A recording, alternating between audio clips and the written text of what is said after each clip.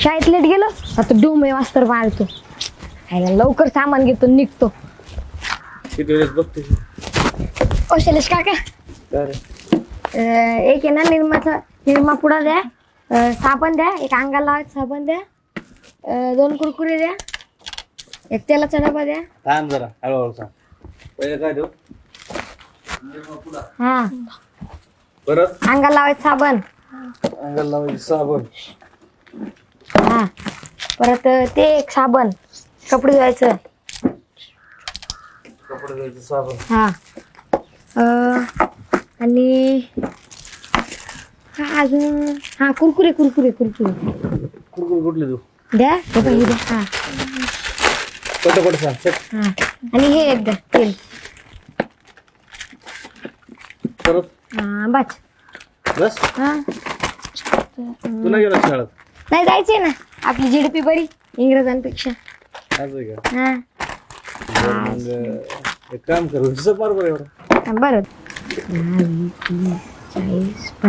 45 रुपये झाले. हा 45. मारला मी. हा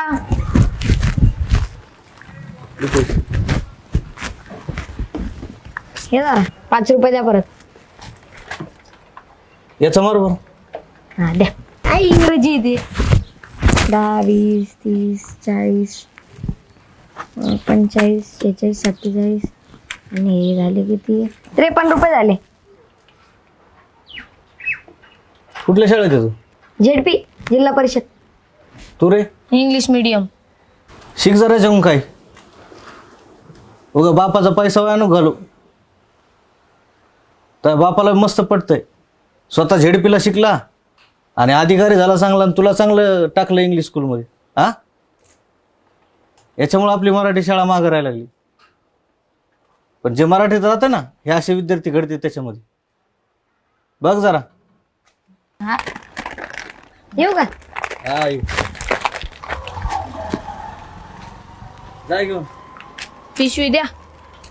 पिशवी नाही, सरकारनं पिशव्या बंद केलं. हा पप्पा बोलले खात्यावर लिहून घ्या. हा खाते घेऊन घे. जा.